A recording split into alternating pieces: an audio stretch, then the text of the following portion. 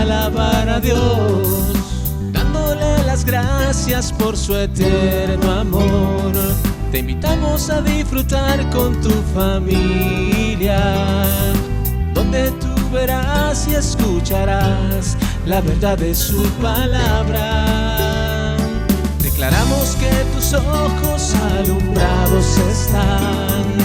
Bienvenido a tu programa,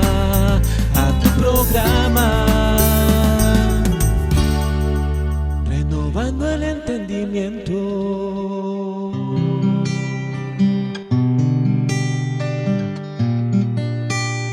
Renovando el entendimiento. Y siempre nuestros televidentes que están continuamente con nosotros ya en casa, listos para recibir la palabra. Los saludamos aquí desde este centro de enseñanza, Plenitud de Vida, para que su vida entre en una gran y mayor gloria. Recibo que ustedes son alumbrados a la exposición de este tema que trae mucho conocimiento, mucha revelación. Hay bastante revelación en esto, pero naturalmente esto tiene que ser gradualmente, poco a poco, para que se dijera, porque no se hacía torzonado, no. Mucha Biblia de torzonado. Pero vamos y recibo yo en Dios que tengo las palabras del Espíritu para acomodar lo espiritual a lo espiritual. Eso es bien importante, acomodar lo espiritual a lo espiritual. El tema que quiero compartir ahora es un breve panorama de lo que un rey de Dios debe comprender. Ese es el tema de hoy. Un breve panorama de lo que un rey y una reina de Dios debe de comprender. Quiero que nos iniciemos en segunda carta de Pablo a los Tesalonicenses, capítulo 2, versículo 1. Allí esa primera parte del tema tampoco voy a entrar en este día de esa primera parte del versículo, porque hay temas mucho que desarrollar pero vamos a ver el versículo, básicamente la siguiente parte de este versículo 1 de segunda carta del apóstol Pablo a la iglesia de Tesalónica, capítulo 2, versículo 1. Mire cómo dice segunda Tesalonicenses 2:1. Pero con respecto a la venida del Señor Jesucristo, esto no lo tocaremos hoy, y nuestra reunión con Él, ahí va a ser el punto. Os rogamos, hermanos, y entra al 2 porque hay una coma, eso significa que sigue, que no os dejéis mover fácilmente de vuestro modo de pensar, ni os conturbéis ni por espíritu, ni por palabra, ni por carta, como si fuera nuestra, en el sentido de que el día del Señor está cerca. Brevemente diré lo siguiente. Cuando Pablo escribe esta carta, estamos ya adelante del año 60. Ya él tenía ya conocimiento de que el Señor vendría pronto. La venida del Señor nadie la sabía.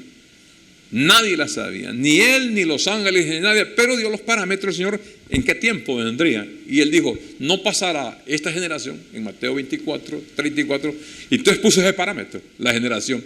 Una generación judía son 40 años. Cuando el Señor anuncia eso, del año 30, que duró 40 años al año 70. Tenemos evidencias bíblicas de que el Señor vino por segunda vez en el año 70, conforme punto por punto la profecía, tanto del Viejo Testamento, las profecías de él, las profecías de Daniel, y la visión que tiene Juan en la isla de Pasmo. Pero cuando Pablo dice, con respecto a la venida de nuestro Jesucristo y nuestra reunión con Él, os rogamos, hermanos, que no os dejéis mover fácilmente de vuestro modo de pensar, ni os conturbéis. Cualquiera que venga diciendo otra cosa de la que el apóstol Pablo había dicho, no se sometan, no hagan caso, no se muevan del modo de pensar. Hay un modo de pensar, hay una palabra que hay que estar firme en ella y no titubear, aunque les dijo a los Gálatas, aunque venga un ángel del cielo. Ahí la cosa como que apretó un poquito, porque normalmente un hombre, usted dice, ese hombre no le queda, yo creo que ese hombre va. Entonces si le aparece un ángel, usted dice, ya un ángel tiene que hacerle caso. Entonces dijo Pablo, ni aún el ángel tampoco, porque ya la palabra no podía Dios claudicar con el mensaje. Dios le dio el mensaje al apóstol Pablo y tenía que ser exactamente así, como él había escrito. Dios le revela, lo escribe, por lo menos en 14 cartas, y Pablo lo plasma para que nadie lo mueva, ni aunque, fíjense bien, ni aunque Pablo viniera con otra carta diciendo lo contrario, tampoco se aceptaba. Ya lo que dijo, ¿te acuerdas de lo que dijo Poncio Pilato? Moverlo, le dijeron los judíos, no pongas ese rótulo ahí en la cruz de Cristo. No, le dijo Poncio, lo que está escrito se queda, no se mueve. Entonces, esta reunión, Dios habló de una reunión. Pablo está hablando de una reunión con él.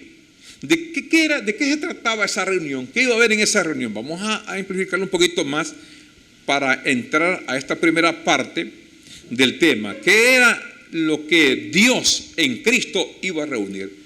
Vamos a ver este versículo, Efesios capítulo 1, versículos 9 y 10.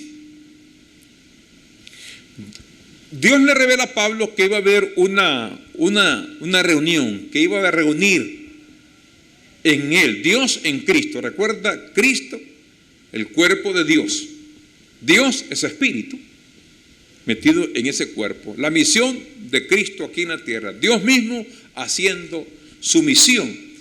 Y iba a ser una reunión, pero miremos este versículo que hay bastante revelación, dándonos a conocer el misterio de su voluntad, un misterio de su voluntad, según su beneplácito,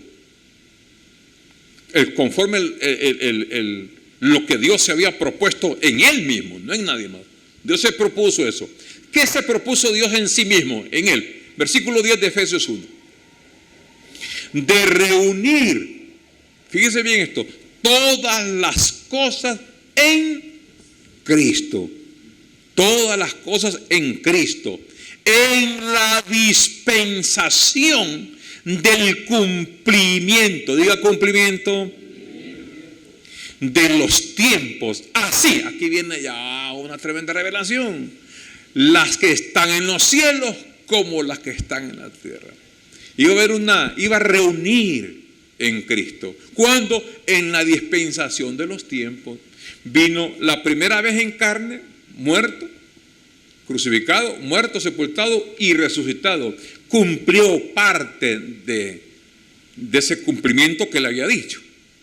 Pero se esperaba la segunda venida, como dice Pablo, para que consumara lo que estaba pendiente en cuanto a ¿qué? En cuanto a la dispensación del cumplimiento de los tiempos. Los tiempos son épocas, edades del trato de Dios con el hombre. Dios viene tratando con el hombre. Dios viene tratando con el hombre desde el principio de la creación, y ellas se llaman dispensaciones. ¿Por qué es tan importante el estudio de hoy? Porque si no entramos a este conocimiento, vamos a estar donde Dios estuvo y no donde Dios está.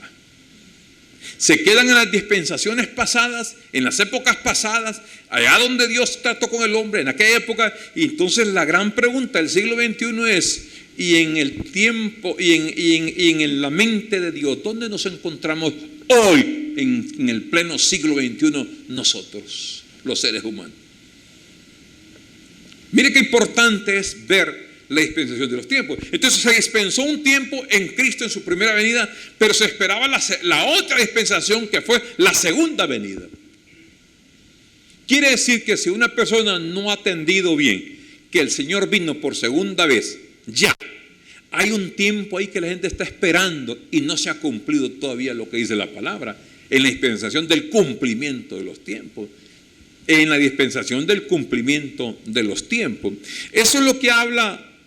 Entonces, quiere decir que cuando Dios viene a hacer esa reunión, que es reunir cielos con tierra, reunir al hombre consigo mismo, al hombre con Dios, lo cubre en la primera venida y también en la segunda venida. Entonces, si no entendemos cuándo una administración de Dios entra en tiempo y en espacio para cumplir una misión específica, no logra su cometido. O sea, si se quedó pendiente algo, quiere decir que está algo que falta todavía.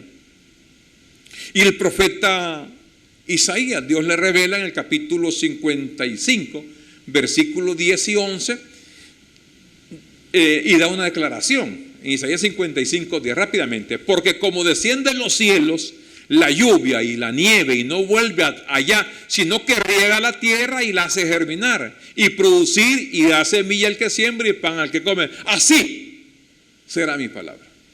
¿Cómo, Señor? Que sale de mi boca y no volverá a mí vacía, sino que hará lo que yo quiero y será prosperada en aquello para que la envíe. O sea, Dios no hace algo, manda algo, si eso no ha cumplido su propósito, no puede regresar. Cristo, Dios en Cristo, si Cristo no cumple su misión en la primera venida, la misión está incompleta. Hasta que se cumple es que regresa. Así es, así trabaja Dios. Y hace el ejemplo de la lluvia. La lluvia tiene que cumplir su propósito, si no, la lluvia no vino a nada. Entonces es muy interesante para nosotros también hoy. Cuando usted se ve en el espíritu y no se ve en el espejo el bojotillo de carne que es usted, que a veces se asusta en la mañana y dice, ¿quién será ese? Yo no soy yo ese, pero usted es el mismo. Entonces, si usted solo se ve en el espejo, usted se va a ver en la carne y va a ver un bojotillo de carne y no ve en el espíritu que usted tiene una misión de Dios aquí en la tierra. Nosotros trabajamos. Usted puede ser carpintero, ebanista, constructor, albañil, arquitecto, ingeniero, médico, abogado. Eso es de su carnita. Eso es parte de su carne. Y tuvo hijos y tuvo nietos y ahí va. Y compró casa y se desveló por la casa y se estuvo 20 años pagando la casa porque usted piensa que eso es la vida. Y se fue en la vida. Pero cuando usted entra en la vida del espíritu, usted entiende que eso es una parte nada más de la parte corpórea, pero se pierde así, o se ha perdido durante toda la vida la misión de Dios en su espíritu. ¿Por qué? Por la falta de información, falta de conocimiento. ¿Y qué pasa con la falta de conocimiento?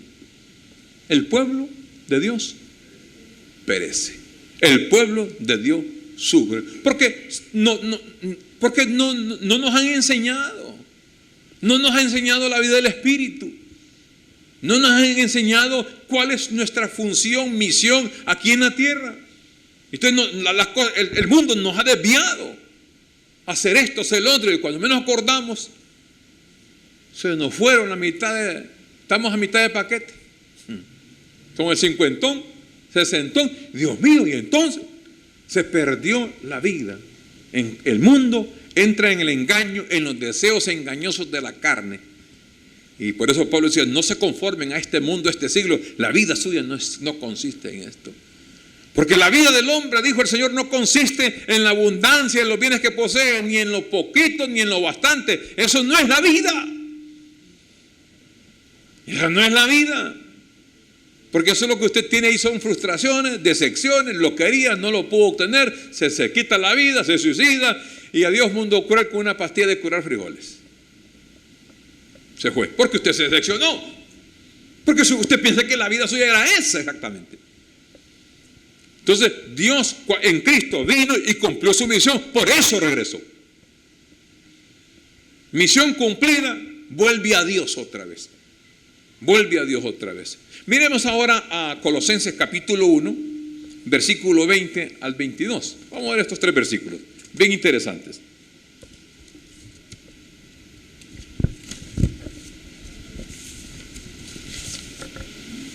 Primero, Colosenses 1, 20. Y por medio de él, Cristo, por medio de él, Jesucristo, reconciliar consigo, estamos hablando sobre esa reunión. Reconciliar, lo vamos a ver después en 2 a los Corintios 5, 19. Reconciliar es volver al concilio que había antes. Es volver otra vez a un concilio que estábamos todos reunidos antes de la fundación del mundo. Cuando Dios fundaba la tierra, ahí estábamos nosotros alabando con el Señor. Ahí estábamos, ya habíamos nacido, ya habíamos sido criados.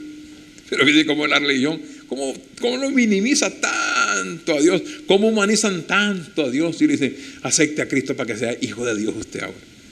Y si se porta mal, usted deja de ser hijo de Dios. Y dice, pero ¿qué tan bajito hemos caído? Usted se pierde por un cigarro, por un traguito. Usted se perdió una bailadita que pegó el 24. Todo el plan de Dios lo destruyó usted. ¿Cómo se ponía a creer? Esto es eterno. Esto es eterno. Reconciliar consigo todas las cosas, así las que están, ¿a dónde? En la tierra, ya vamos a ver eso, como las que están, ¿a dónde? En los cielos. ¿Qué hizo? Haciendo la paz. ¿Cuál fue el medio?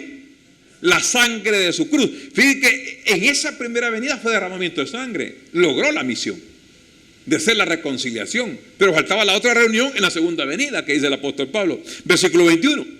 Y a vosotros también, que erais en otro tiempo, esto hablándole a los gentiles, eran extraños en otro tiempo, otra edad, otra dispensación, eran extraños y enemigos. ¿Dónde está la enemistad? ¿Dónde es la enemistad? Diga, en la mente.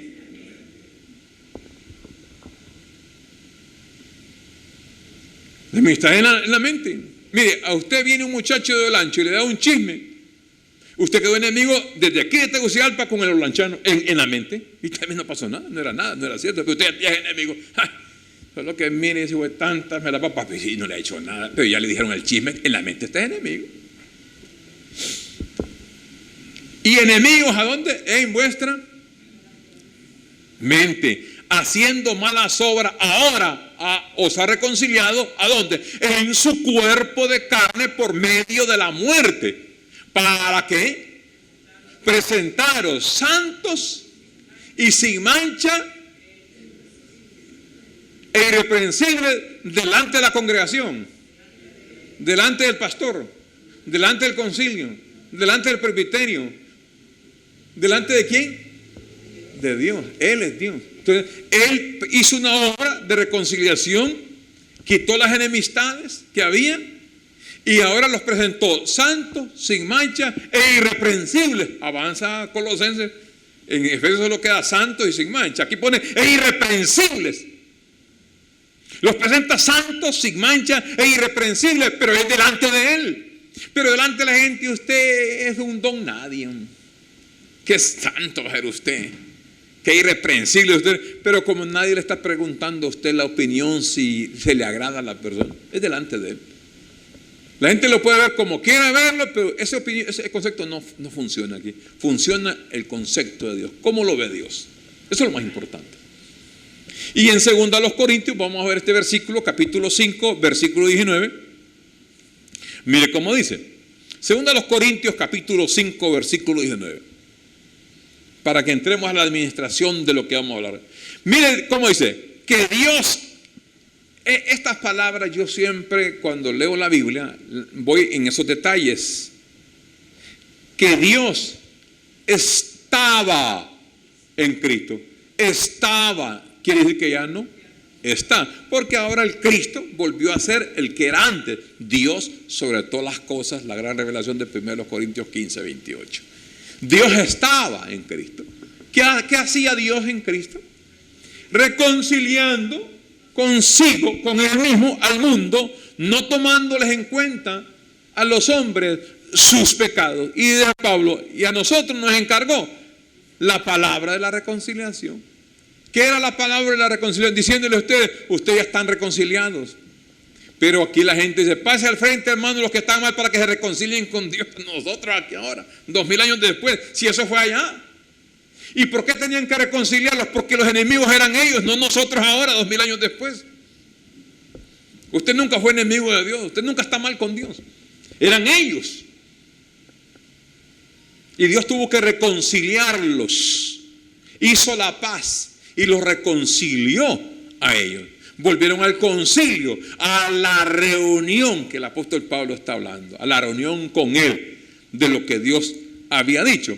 Entonces, hemos visto en estos versículos lo que Dios en Cristo iba a reunir al hombre consigo mismo. Iba a haber una reunión, una reconciliación, que el hombre volviera a ser uno con Dios en vida, en naturaleza y a eternidad. Cuando usted entiende estos principios, usted tiene que entrar en una renovación del entendimiento, porque usted oye decir a la gente, hermano, murió fulano de tal. Sí murió.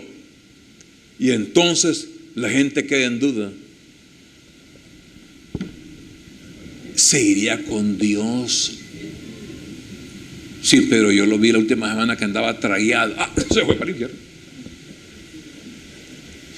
Y allá hicieron un velorio de un muchacho que murió tatuado. Se hizo tatuaje, murió tatuado. Entonces llegó el pastor y dijo, vamos, hermano, un mensaje para... Quítele la camisa. No puedo yo. No puedo dar el sermón, dice en el velorio, dijo el pastor, y se fue. Porque ese para qué orar por él si está tatuado. No sabe que es comida de gusanos.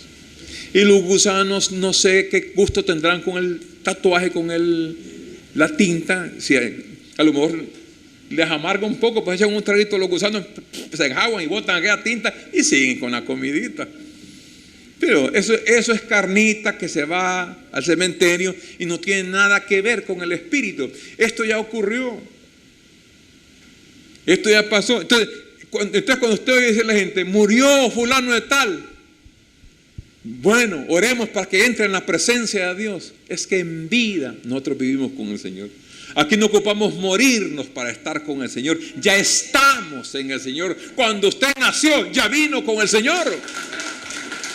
Usted es uno con Dios. Somos uno con Dios. Ya la reconciliación la llevó a cabo. Eso fue aquello. Cuando nosotros venimos, somos uno con el Padre. Nosotros siempre hemos sido las 99 ovejas que tuvieron con el Padre. La que se perdió fue uno que representó a millones de judíos. Los judíos son los que se perdieron. Eran los enemigos. Nosotros nunca estuvimos perdidos. Nosotros estuvimos siempre con el Padre. Y nos dio el privilegio de venir a participar de carne y sangre. Nuestro Padre dijo, va fulano de tal para allá, para Tegucigalpa, para Nacaome, para Honduras. Otros para El Salvador, otros para Nicaragua. Estos cheles voy a hacer cheles para Suiza y para Alemania. Estos saltotes van para... Y él clasificó y mandó espíritus a que se encarnaran en vientres de sus madres de diferentes nacionalidades. Pero todos son ciudadanos del cielo. Somos de Dios, gringos. Por eso es que yo recibo que esa frontera tendrán que terminarse un día cuando los presidentes entiendan que somos uno. Ayúdenme a confesar. Que eso tiene que eliminarse ya. Y aquí nomás, si hablamos lo mismo con los salvadoreños, hombre. Y nos vamos a Nicaragua, terminan hablando como hondureños los nicaragüenses, o terminamos hablando nosotros como nicaragüenses. Como ticos, como guatebuenas, guatebella. Mexicano, órale pues. Digan, ¿usted quién es? ¿De dónde es usted? Yo soy del cielo, pero hablas como mexicano, es que somos uno, hombre. El hombre metió fronteras, divisiones. Dios no. El pastor divide al hombre, se va parecen indejos del tránsito, dando vía. Usted va para el cielo, usted va para el purgatorio y paran a la gente. Usted va para allá, mijo. Usted agarra para el purgatorio, para el limbo, usted va para el cielo. Este no me convence. Ya eso se llevó a cabo. Dios lo hizo ya lo hizo. Pero lo que quiero que miremos, la reunión. ¿Qué fue lo que Él reunió? Porque Él reunió los cielos con la tierra. ¿Qué cielo está hablando? ¿De qué tierra? Porque cuando se habla de eso, atienda bien, por eso le digo que hay mucha revelación hoy. Porque lo que quiero finalizar es con el tiempo que estamos en celebración, el amor y la amistad. Pero estoy diciendo esta introduccióncita aquí, un preambulito para que entremos al punto. Mire, el asunto es este. La gente cuando se habla de cielos, cielo es. Y miran para arriba, los cielos. Y la tierra, aquí es la tierra. Pero ¿qué cielos? Porque la gente dice, ¿dónde está Dios? Está en el cielo. Y usted, la gente, estará largo Dios. En el tercero. Y ese cielo. Entonces la gente dice, el primer cielo, hermano, aquí donde usted está. Segundo cielo, donde están los planetas. Tercer cielo, donde Dios. ¿Y cómo me va a oír la oración Dios arriba donde están los planetas? Si no me oye ni de aquí a allí. Entonces se mete en eso, en lo físico. Porque todo lo hacen en físico. La gente piensa que es físico, que es algo fisiográfico. Pero aquí es una dimensión espiritual. Cielo es Dios mismo. Donde está el cielo está Dios. Donde está Dios está el cielo. Y usted está en Dios, entonces usted está en el cielo ya. Porque no es un asunto de físico. de escalar cosas y ver esto y ver lo otro, sino que es algo espiritual. Entonces, cuando se habla del tercer cielo, eran los judíos, pero los babilonios, los egipcios tenían 7 cielos, esos eran más largos todavía, porque estaban las deidades de ellos. Pero los judíos trabajaban con el número 3, aunque usaban también números como el 7, el 12, el 30, el 40, usaban números así, era numerolatría. Entonces, cuando se habla de esta reconciliación de cielo y tierra, quiero que miremos que hubo una administración, y esto lo voy a hacer brevemente para avanzar lo que voy a hablar ahora. Hubieron 5 administraciones en la dispensación de los tiempos. O sea, hubieron 5 épocas, 5 edades, 5 dispensaciones, ¿te recuerdas? Y reunir en Cristo en la dispensación del cumplimiento de los tiempos. Cada dispensación, cada edad, cada época tuvo su cumplimiento. Porque si no, no regresa la palabra donde Dios tuvo su cumplimiento. Dios envía para que se cumplan las cosas. No quedó nada a la deriva si era o no era. Entonces, miremos las 5 rápidamente. No quiero entrar con los detalles bíblicos ahora porque quiero avanzar para entrar a la 5ª época, que es la que quiero compartir. Pero rápidamente, primera época de Dios. ¿Cuál fue esa época de Dios? La primera fue Dios en el jardín del Edén con Adán. A esa época fue la época del pecado, como dice Romanos 5:12. Por tanto, como el pecado entró en el mundo por un hombre y por el pecado la muerte, así la muerte pasó a todos porque todos pecaron. Pero no pecaron a la manera de Adán, sino pecado de otra manera, pero estaban bajo esa cubierta de un hombre que tiene su cumplimiento hasta Cristo. ¿Por qué hasta Cristo? Porque ese primer Adán y el postrer Adán, que es Cristo, primero mete el pecado al mundo, Adán mete el pecado al mundo, y el postrer Adán, que es Cristo, lo quita. Esa es una dispensación que llega hasta Cristo. Primera dispensación, el hombre pecador con Dios santo, el pecador y el santo, esperando en la dispensación del cumplimiento. Venía el cumplimiento del tiempo. Por eso decía, ahora se ha cumplido esta escritura, decía el Señor cuando se ponía a leerlo, ¿se acuerda? En la sinagoga, hoy se cumplió esta escritura, hoy se cumplió esta escritura, y él iba dando paso al cumplimiento, porque cada dispensación ocupaba un cumplimiento. Todas las épocas se fueron cumpliendo una a una. Entonces, en esa dispensación, ese cielo y esa tierra que había era el pecado. Vino en Cristo y reconcilió. ¿Cómo lo reconcilió? Dice en 2 Corintios 5:19, no tomándoles en cuenta a los hombres sus pecados. Allí hubo la reconciliación, la reunión, donde el hombre después de Cristo para acá no quedó sin pecado. Eso ahora es una blasfemia. Y es viejísimo de estar escrito. Al hombre lo ven en pecado por todos lados, le llaman pecado, pero le llaman pecado ¿a qué? Al que fuma, al que bebe, al que mujerea, al parrandero, al otro, al borracho y cantinero, los dos salieron corriendo. Pecadores, a las obras de la carne, pero no está hablando de Adán no bebió ayacuzusa ni nada para que fuera pecador.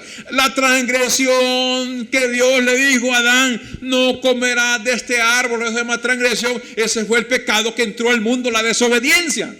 No fue por adulterio, porque no había otra Eva. Y bienaventurado Adán que no tuvo suegra, dice la gente. Y entonces, primera dispensación, Adán. Segunda época, viene la época de Dios con Abraham. Es la época de las promesas. ¿Cuándo se cumplen las promesas? En la dispensación del cumplimiento del tiempo, cuando Cristo viene aquí. Y esa simiente, y a tu simiente, le digo, serán benditas todas las tierras. ¿Cuál era la simiente de Abraham? Jesucristo. Y en Gálatas capítulo 3, en el versículo 16 al 18, se le da cumplimiento a la promesa. Segunda época fue Dios con los patriarcas. Promesa. Entonces ustedes dirán, ¿y las promesas de nosotros? ¿Cuáles? Dígame una. Todas fueran cumplidas, sin faltar una de ellas. Todo está cumplido. Por eso es bien importante el tema de hoy. Para que no estemos a la deriva. Señor, te pido, dame esto. Tu palabra dice, me prometiste. Usted no le ha prometido nada.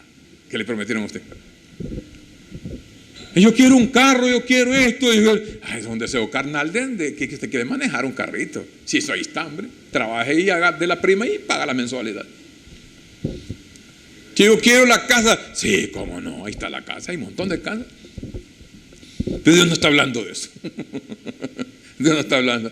Porque la gente piensa que la prosperidad es la abundancia de las casas, montón de terrenos. No, si más bien no está de acuerdo Dios con eso, porque usted le pega úlcera. Muchas cosas le pegan úlcera, porque hay que estar pendiente de la casa de allá, que la cajita de acá, que se fue por acá, que el potrero, que la vaca se la chimó el toro, que el otro es el burro, se fue en el abismo, que el padrón de las vacas se fue a un barranco y se fue ¿quién se fue a la barranca?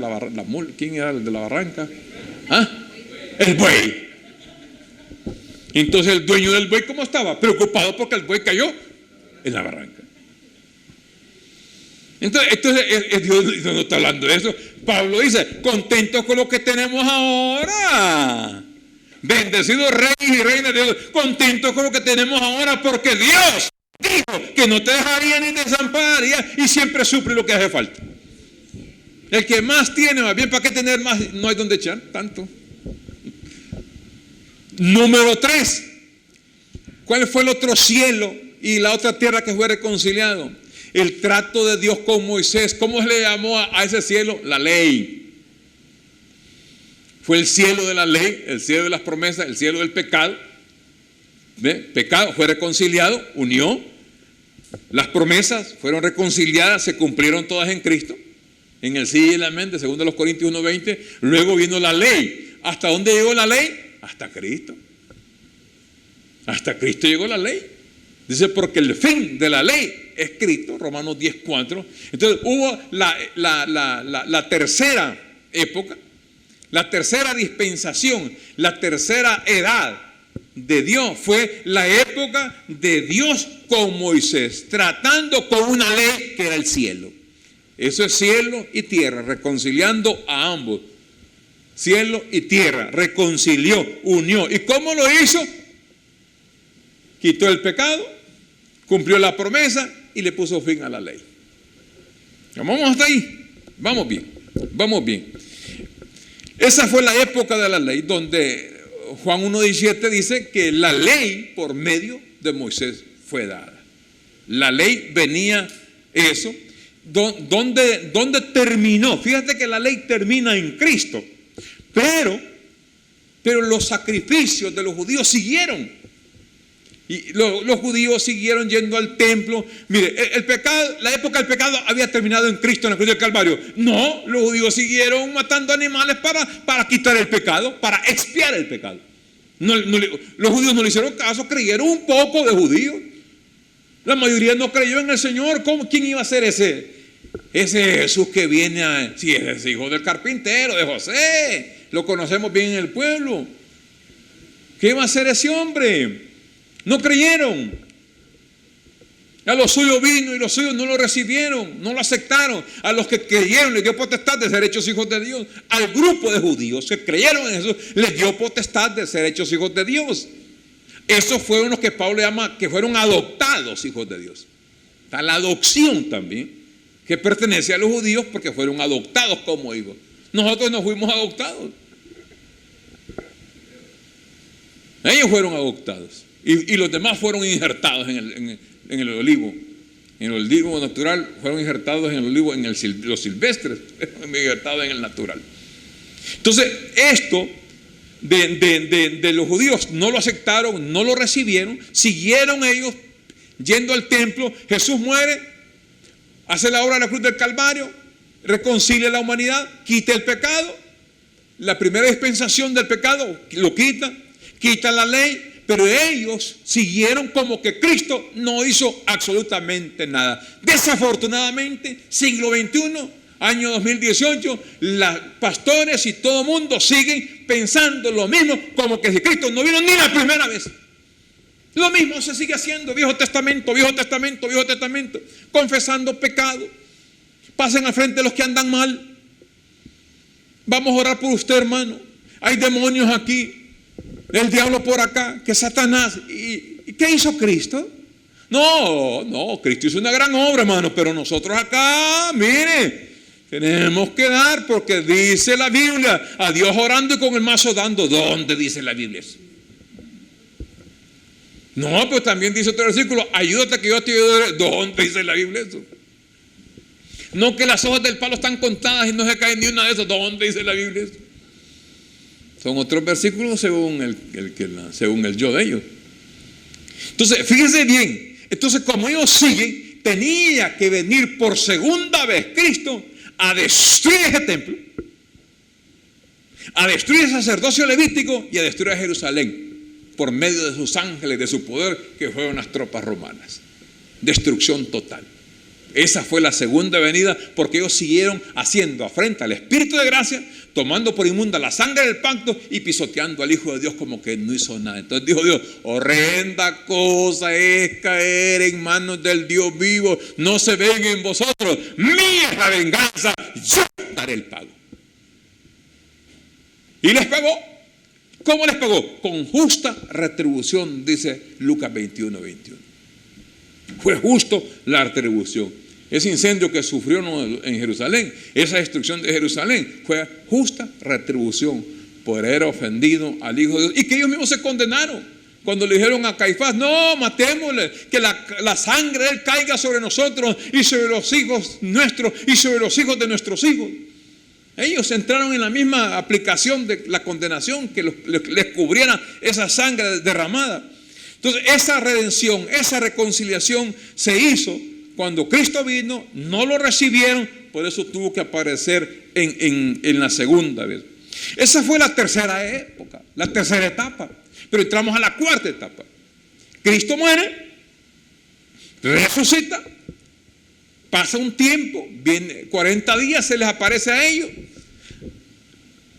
no, desaparecen en su cuerpo, a los 10 días vuelve ya en el Espíritu Santo y es derramado sobre los que 120 que están en el aposento alto en Hechos capítulo 2. El Espíritu Santo cae, comienzan ellos a hablar en otros idiomas para que todos los 3 continentes con 14 países empezaran ellos a oír las maravillas de Dios. Empezaron ellos a oír la palabra. Y entonces pasa un tiempo que no tenemos registrado cuántos días pasan, cuántos años pasan. Iba un hombre que perseguía a la iglesia sobremanera, la asolaba terriblemente y llevaba cartas de los grandes religiosos de Jerusalén hacia Damasco. Y en Damasco, antes de llegar a Damasco, lo derriban del caballo. Y le dice, Saulo, ¿por qué me persigues? Señor, ahí nomás cae Pablo. Después ya se llamó Pablo, Saulo de Tarso, después Pablo, y ahora le da la revelación a él. Y le dice, Pablo, ahora te voy a mandar al pueblo judío, pero más a los gentiles, para que prediquen mi nombre, para que se conviertan de la potestad de Satanás, de las tinieblas, de la ignorancia, a la luz, a la potestad de Dios. Y le da la misión Dios a Pablo para que reciba al pueblo y le da lo que es la palabra de gracia. Pablo fue el administrador de la palabra de gracia. Entonces, en esta cuarta época de la gracia, donde Pablo inicia ya esa predicación que dura más o menos, si Jesús muere el año 33 y medio, pasa unos años. Póngale que pasaron 4 o 5, no sé cuántos años pasaron. Esta predica de Pablo solo dura hasta el año 67. O sea que estamos hablando casi menos de 30 años de la gracia. La cuarta dispensación de Dios se llamó la dispensación de la gracia. ¿Qué era la gracia? ¿Para qué era la gracia? ¿Para qué Pablo se presentó? La gracia era para redimirlo de la maldición de la ley. Porque la ley era una maldición. Gálatas capítulo 3, versículo 13 dice que fue una maldición. La ley fue convertida en maldición porque maldito todo aquel que es colgado de un madero. Cristo muere, quita la maldición de la ley, pero ellos siguen. Pero como ya muere el Señor, ¿quién habla de gracia? ¿Quién habla de la obra redentora de Cristo? Nadie. Entonces por eso aparece Pablo.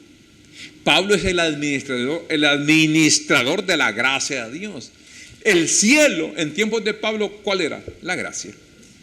Ahora de reconciliar al hombre, diciéndoles: Pablo, miren, ya Dios vino en Cristo, ya lo reconcilió, ya ustedes son uno con Dios, ya no ocupan hacer esta obra ni la otra obra, ya somos uno con Dios. Y comenzó Pablo a explicarles la gracia. Entonces, ¿qué pasa? Fíjense bien el propósito del estudio. Cuando no se sabe en qué dispensación estamos, la gente piensa que todavía está en ley, guardando el sábado.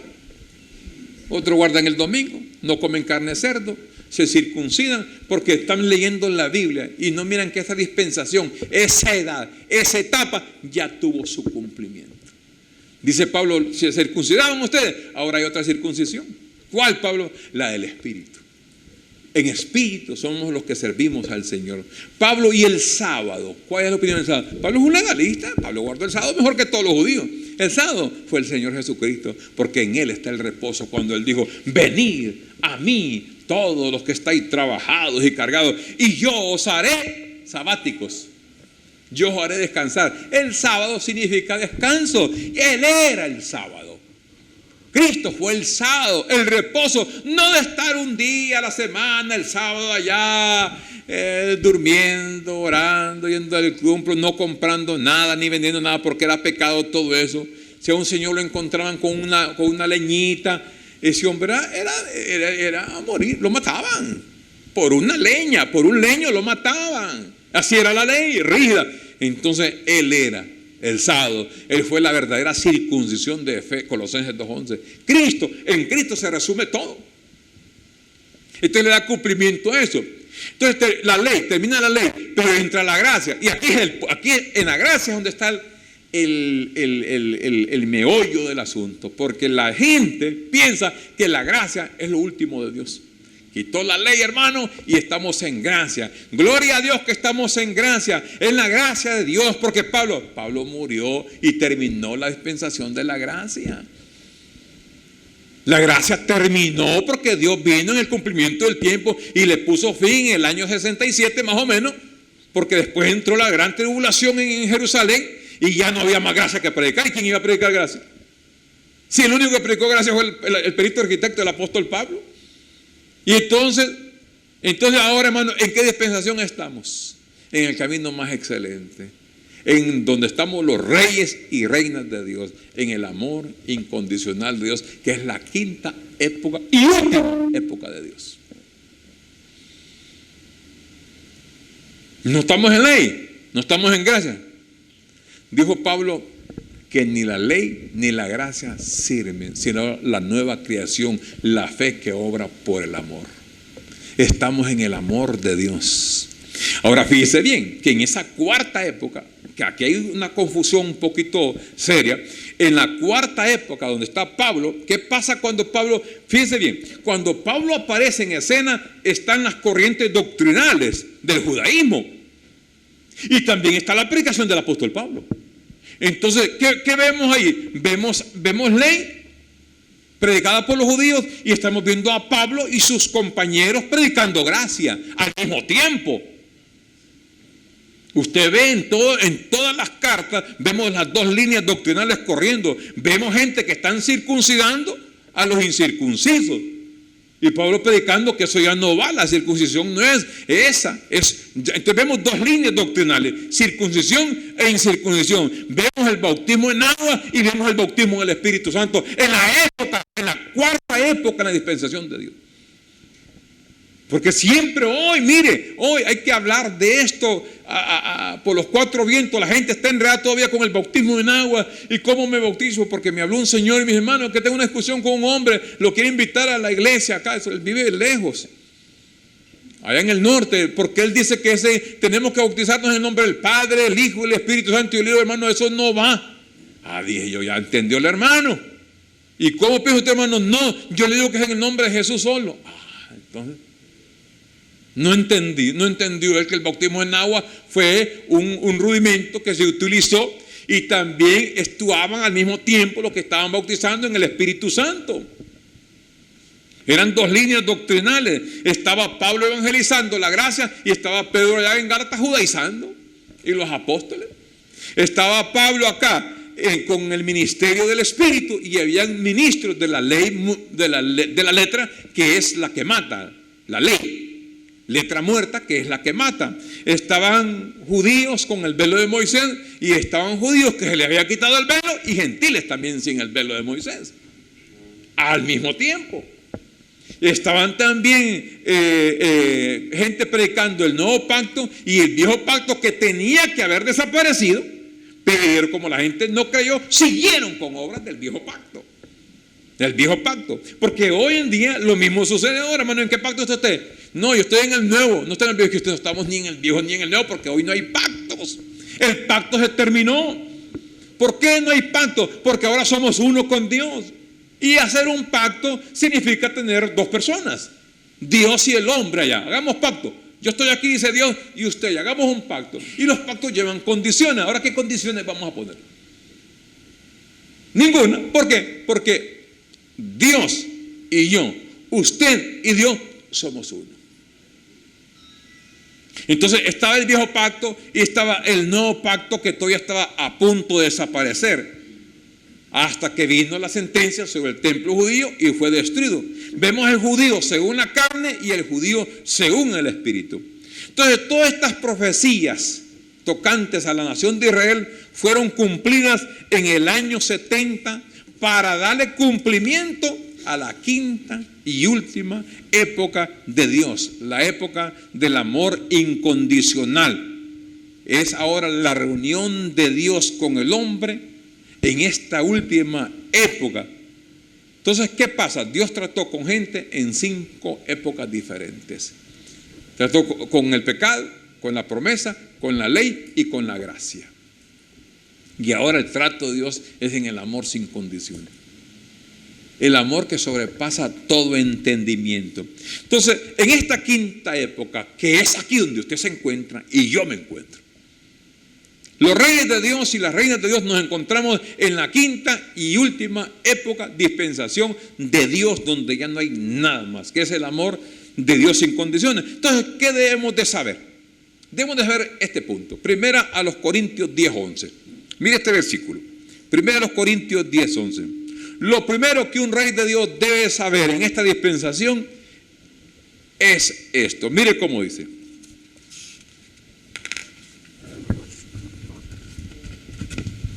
Primera a los Corintios, capítulo 10, versículo 11. Y estas cosas les acontecieron como ejemplo y están escritas para amonestarnos a nosotros, a quienes han alcanzado los fines de Dios. Esta es pura revelación del apóstol Pablo.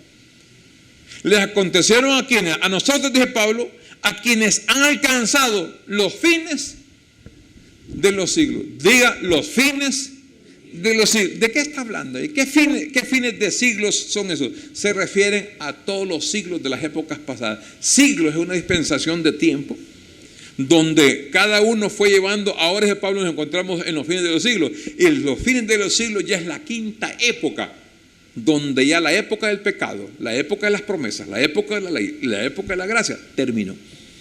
Eso se llama, eso es lo primero que debe saber usted, amado rey y reina de Dios, que usted alcanzó, o usted no fue que lo alcanzaron, más bien, los fines de los siglos, que estamos ya en esta época final. Entonces, al entender esto, ¿qué se hace usted? Cuando se alcanzan los fines de los siglos, se da como fecha vencida las épocas pasadas. La época del pecado, la época de la promesa, la época de la ley y la época pasada de la gracia. Y ya, todas esas épocas terminan en los fines de los siglos. ¿Por qué le llamó eso así? Miremos a Hebreos capítulo. Quisiera ver más bien esta consumación de los siglos. Hebreos 9:26. Hebreos 9:26. Puedo saltar un poquito aquí el escrito. Mire cómo dice el apóstol, el escritor de los Hebreos. De otra manera, le hubiera sido necesario, hablando del Señor, padecer muchas veces. ¿Desde cuándo? Desde el principio del mundo. Porque ¿qué pasó en el principio del mundo? Hubo pecado. Entonces, si hubiera sido de esa manera, el Señor tenía que haber muerto en la primera época, para quitar el pecado. Venía en la segunda época para tratar de arreglar el asunto de las promesas. Venía en la tercera época, en tiempos de Moisés, entonces, hubiera estado viniendo a cada rato. ¿Qué pasó por ahí? No, Señor, allá en aquel lugar, en el lugar allá del Malpaso, allá por la Majada, hay uno en pecado. Ay, voy para allá a morir. Mátenme y quito el pecado. ¿Y ahora qué pasó acá por el Guanacaste? No, acá hay otro pecado. Vamos para allá. Entonces estuviera en ese juicio. De esa manera. Pero de otra manera, hablando de esa manera, tenía que haber muerto muchas veces desde el principio del mundo. Pero mire cómo dice. Pero ahora, ese ahora del escritor es allá, 2000 años antes. Pero ahora, en la consumación de los siglos fueron consumados. ¿Cuáles siglos? Las épocas, las edades, los tiempos, las dispensaciones. ¿Qué pasó con esas épocas? ¿Qué pasó con esos siglos? ¿Fueron qué? Consumados. Y se presentó una vez. Todavía la gente está esperando que el Señor le haga esto. Ya estuvo, ya se presentó de Él. Diga una vez. Una vez. Pero va a volver otra vez. No. Una vez. Para siempre. Por el sacrificio de un ángel. De un profeta. Él pagó las consecuencias de sí mismo. ¿Para qué? ¿Para qué Él lo hizo? Para quitar de en medio el pecado. Para quitar de en medio el pecado. El pecado que obstaculizaba, porque la causa, toda la causa del Señor aquí en este mundo fue el pecado. Y Él vino a morir por esa causa. ¿Qué hizo con esa causa? La quitó. Quitó la causa. ¿Cuál es la causa? El pecado. Entonces, a quitar el pecado, ¿a dónde lo quita? En la consumación de los siglos. Que consumaron los siglos para que el pueblo de Pablo, para acá, alcanzaran los fines de los siglos. No los principios. Los fines de los siglos y entraran en esta dispensación maravillosa. Entonces, fíjense bien, en esa consumación de los siglos que se había alcanzado, ya Dios venía en esa consumación. Miremos ahí, siempre en Hebreos 12, 26. Hebreos 12, 26 ahora. Estamos en el 9, 26, ahora Hebreos 12, 26. La voz del cual conmovió entonces la tierra, pero ahora ha prometido diciendo, a una vez y conmoveré, no solamente la tierra, sino también el cielo. Y ve la conmoción de los dos, cielo y tierra, de hacer la reunión, de unir ambos. Versículo 27. Y esta frase aún una vez indica la remoción de las cosas movibles. ¿Para qué? Como cosechas, ¿para qué? Para que queden las inconmovibles. Mire qué lindo. Removió lo movible para que se quedara lo inconmovible. Y lo inconmovible nadie lo puede mover. ¡Qué seguridad! ¡Qué palabra, Dios mío! Esta, mire, hombre, como dice. Versículo 28. Así dice Pablo. Que recibiendo nosotros, ¿qué? Diga reino. Ahora estamos en el reino. Un reino. Así que recibiendo nosotros un reino ¿qué? ¿Movible? No. Y pregunto, ¿por qué es un reino inconmovible? ¿Por qué es un reino inconmovible?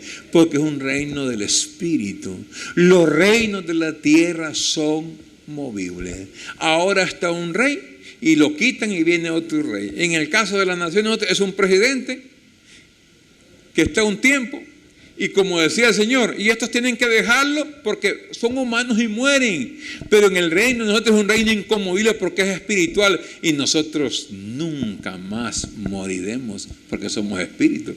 ¿Y qué es lo que muere? Lo movible. ¿Y qué es lo movible? Lo corruptible. Lo corruptible que va para el cementerio. Pero lo incorruptible, que es el espíritu, es para siempre. Este reino es inconmovible. Entonces dice Pablo, así que nosotros tenemos nuestro reino, tengamos gratitud y mediante ella sirvamos a Dios, agarrándole con temor y reverencia. Mire 29.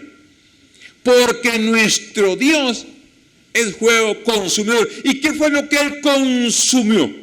Los fines de los siglos. Consumió los siglos para que ya no quedaran siglos, no quedaran épocas, edades, tiempos, temporadas, sino que quedara lo inconmovible, lo eterno. Dios y el hombre en espíritu, porque Dios Nunca dijo que pondría eternidad en la carne del hombre. Dios dijo en el profeta Zacarías: y pondré eternidad en el corazón del hombre, en el espíritu del hombre.